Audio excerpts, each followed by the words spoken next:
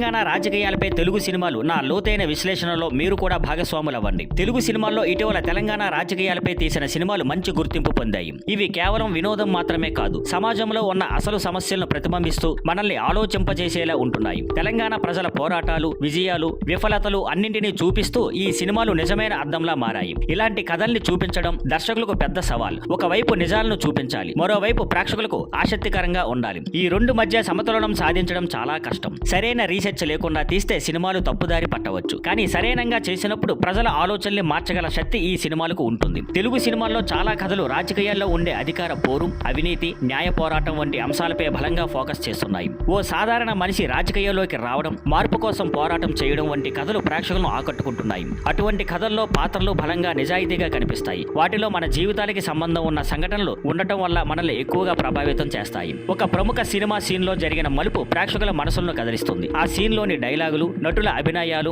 దర్శకుని taking అన్నీ కలిపి ప్రేక్షకుడి భావోద్వేగంగా ముంచెత్తేలా చేస్తాయి. ఇది రాజకీయాల్లోని మానవ విలువల్ని, సాధారణ ప్రజల బాధలను చాలా బలంగా చూపిస్తుంది. ముగింపుగా చెప్పాలంటే తెలంగాణ రాజకీయాలపై తీసిన తెలుగు సినిమాలు వినోదంతో పాటు సమాజాన్ని ఆలోచింపజేసే శక్తివంతమైన మాధ్యమాలుగా మారాయి. ఇవి మన రాజకీయ అవగాహనను పెంచుతూ సామాజిక విషయాలపై చర్చలకు దారితీస్తున్నాయి. మీకు ఎలాంటి సినిమాలు నచ్చితే కామెంట్స్ లో తప్పకుండా చెప్పండి. అలాగే సినిమాలు మరియు సమాజం మధ్య ఉన్న అనుబంధంపై మరిన్ని వీడియోల కోసం నా ఛానల్ని చూడండి. మీరు తప్పక ఇష్టపడతారు. Thank you for watching. Please like, share and subscribe.